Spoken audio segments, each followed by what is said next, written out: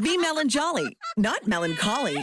Summer is ripe for fun, and some Booster Juice bestsellers are back in season. Watermelon smoothies, including the refreshing Watermelon Wave, a berry burst of strawberries, raspberries, pomegranate, and vanilla frozen yogurt, and fan favorite, Watermelon Explosion, a refreshing burst of bananas, mangoes, and pineapple, both made with watermelon sorbet and probiotic yogurt. All of the watermelon, none of the seeds. Visit a Booster Juice near you today or download the Booster Rewards app. Frequency Podcast Network. Stories that matter, podcasts that resonate. My child has her own tablet now, and what she really wants is her own smartphone. Now, she's 7. I'm not nuts. She's not getting her own smartphone for a few years.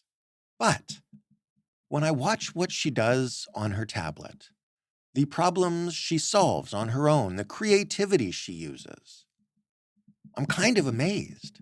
Until I feel bad for letting her have so much screen time. But should I? This is, after all, the world she lives in now. The world we all live and work in. And I wanted to take a trip back to a couple of years ago when we were first emerging from pandemic isolation to think about whether or not screen time is still bad for kids. There was a period of time. It lasted a few weeks. It was earlier this year when my social media feeds and group chats were filling up with a very specific kind of picture. You've seen these pictures too. Lots of us have probably posted them. In the photos, an older man or older woman or an older couple are holding a little baby, aged anywhere from 6 months to 2 years old or so. The older folks look overjoyed. The baby looks like a baby. And in the captions of these photos, something that generally goes like this. This is the first time little Billy has seen his grandparents that wasn't through a screen. When the pandemic pushed everything online, kids from infancy to teenagers instantly became almost exclusively digital creatures. For teenagers, as I understand it, it wasn't much of a shift. But for younger children at every stage of development, it was a big change. Granny and Grandpa now lived on Mom's phone. The teacher and classmates were in the laptop. Their friends were on the iPad or the gaming system. And as I watched my own toddler learn to swipe and dial and paint and learn and play, all on these devices, I thought back to the early 90s, my own childhood, begging my parents daily for an extra 30 minutes of screen time so I could please watch one more show. And I wondered, is screen time still bad for kids? If it is, does it matter? Is there any escape?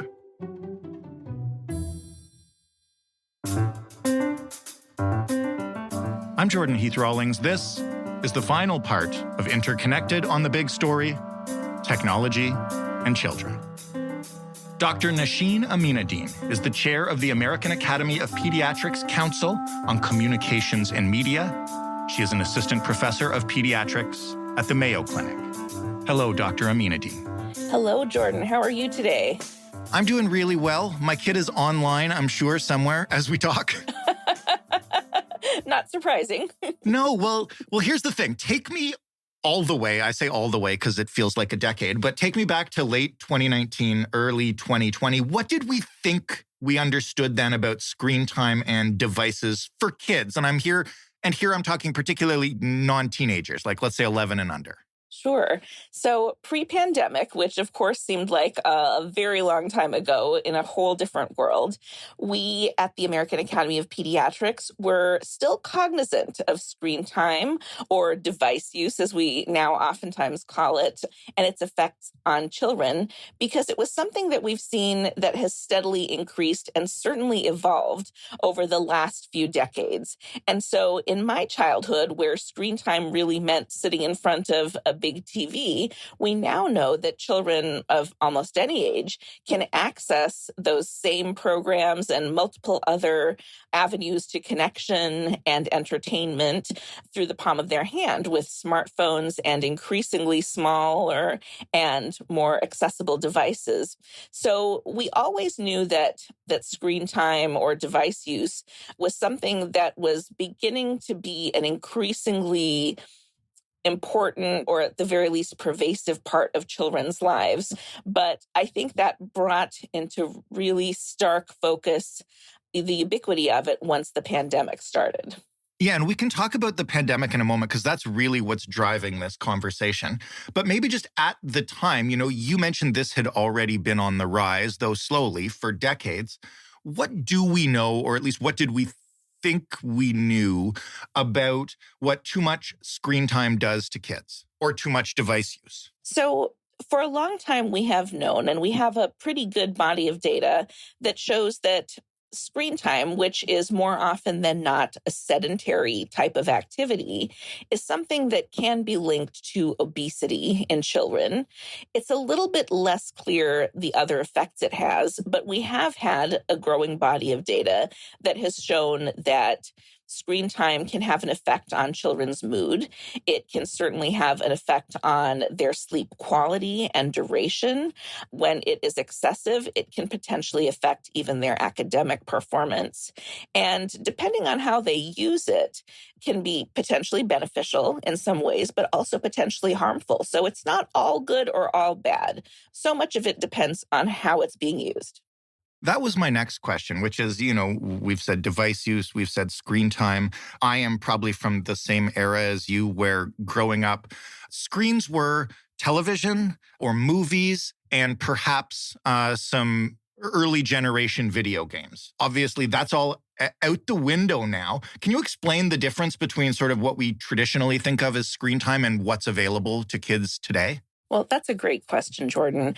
Certainly, probably in our generation, we tended to see screen time as something that was passive. It was something that we consumed as children and later as adults. What we have now with the Internet 2.0 is a much more interactive form of screen time. And with social media, it's not just children or teenagers or adults being fed things. That's still, unfortunately, a big part of it. But it's also them being able to put their own opinions out there, to share their creative endeavors, to be able to connect with people across the world, to be able to connect with family members, which became incredibly important at a time when there were lockdowns in multiple places. Let's talk about the pandemic then, because that's kind of at the heart of this whole special week we're doing on technology. And we talk about, it was on the rise slowly for decades. My younger brothers watched more TV and played better video games than I did. And it felt slow but steady. How quickly did that change when the pandemic struck in? And what do we know about, the rapid rise of technology among kids? Well, again, I think that the pandemic in some ways obviously changed what was available for entertainment options, connection options, but it was something that wasn't all that new to pediatricians who've been interested in this issue and other experts and researchers. I think what changed is that when people had very limited opportunities to connect with each other in the normal face-to-face way, or activities were shut down and people had to tend to stay at home and stick to themselves, they found that the screen time, which was always there and may have been a pretty big chunk of their children's lives before, suddenly became a lifesaver in some ways.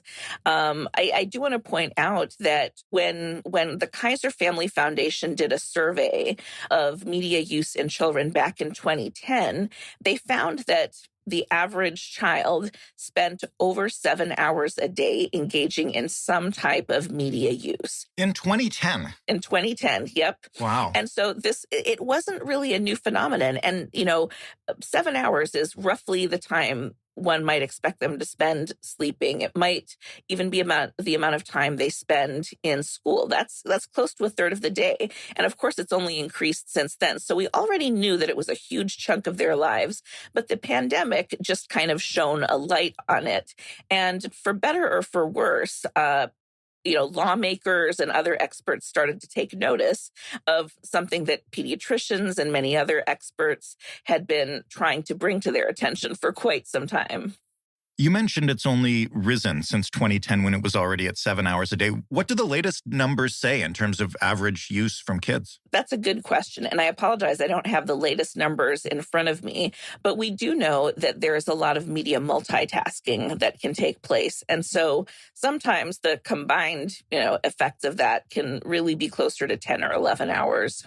So we did another episode earlier this week about attention spans. And I wanted to ask you about multitasking because this is one of the things that expert who's just written a book on this told me can really impact the growth and sustainment of attention when we're switching between screens, switching between tasks. And that is only exacerbated in children whose minds are still developing. Like, what do we know and what do we not know yet about what this is doing to our kids? Well, that's another great question. Some of the evidence that we are continuing to collect through studies has not been as conclusive as some of the other studies, but we do know that, for example, when preschool children are shown certain cartoons that are very fast-paced, it can affect their level of concentration. And so there have been some studies that have shown a connection. Hard to say whether it's causal or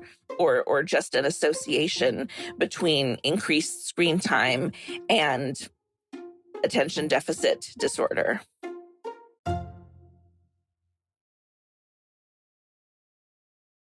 Things changed so rapidly when the pandemic began.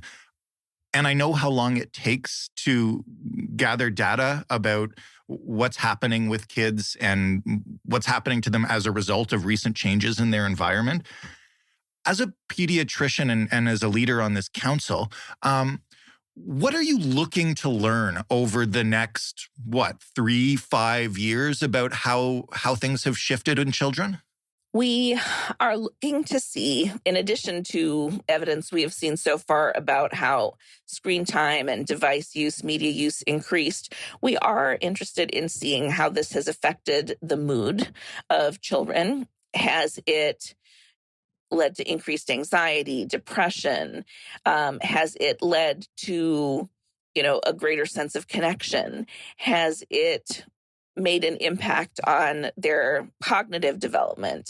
And certainly, have we been seeing any other issues come up? Like, are we seeing more attention deficit disorder? So there are lots of things that we are keeping our eyes open for. And given the fact that we've been in the pandemic for a little over 2 years now, we will hopefully start to see some good quality research coming out in the near future. I will leave the comprehensive research and what we don't know aside for a moment. And I also want to take the opportunity to ask you, for your advice or guidance, I guess, as somebody who works in pediatrics and media. I'm going to ask a few questions that sort of come from me and from parents. And the first one is just, I'm assuming that I'm not alone in this, but I'm often floored by things that my 5-year-old daughter can do with technology and devices. I found her filming a video with the iPad that I'd left on the couch the other day. I have no idea how she got into the photo app and flipped it to video, but she knew what she was doing. She was telling me she was making a movie. And I don't know where she picks this up. How quickly do kids become literate in this stuff? It is amazing how quickly children can adapt. We oftentimes look at this generation as what we call digital natives, while those of us who are from older generations are digital immigrants. We didn't grow up surrounded by technology in quite the same way that they have. And I have to say, it was a little bit of a joke for a number of years, but really there is some truth to this, that we started to wonder if infants opening up a smartphone, doing the swipe, could potentially be considered a developmental milestone, because I see infants, in the office where, multiple things are happening.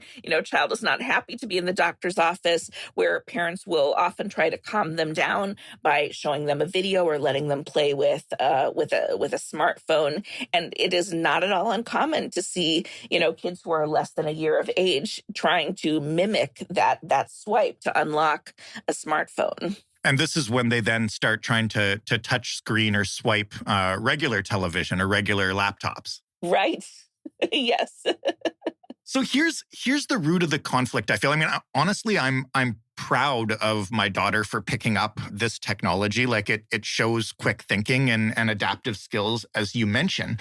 This is the conflict, though, is I understand that all the downsides that can come with sedentary screen time, right? Obesity, lack of exercise. I want her to get outside and be physically challenged, et cetera, et cetera. At the same time, though, when I look at the last couple of years, it's become clear to me that she's going to be using this technology for the rest of her life, and quite likely her success in future education or jobs will depend on being proficient with it. So in that sense, taking away a screen that she's using to do something interactive can feel like taking away a book, which I would never do, right? Like these are life skills that she's picking up now. Right. Well, that is a dilemma, and you are certainly not alone in wondering, where exactly we strike the balance. And what I advocate for as a pediatrician and as someone who has followed media use for the last couple of decades is that parents really try to find a healthy balance. We know that kids are surrounded by technology. It would be nearly impossible to really cut them off completely. I would say that we've probably learned more anecdotally than through anything else that even if kids are not brought up with technology, they can learn quickly and they can adapt. So I'm less worried about them not having skills. I think also at the speed with which technology evolves, they will be catching on eventually. So what I advocate for is really just having a balance, making sure that your children are spending some time doing physical activity, some time in face-to-face interaction with people, whether it's family or peers their own age, or just other people out in the community.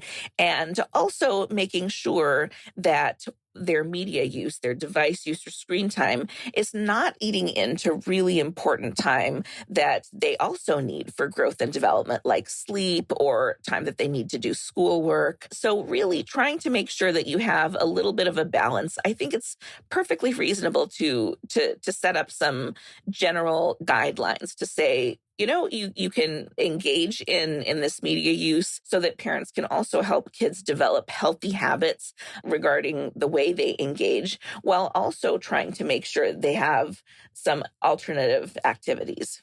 One of the things you mentioned in there was making sure that they have some face-to-face time. What do we know about the difference between face-to-face time in real life versus on a screen? I mean, I know during the pandemic, that was how kids often saw grandma and grandpa, right? Absolutely.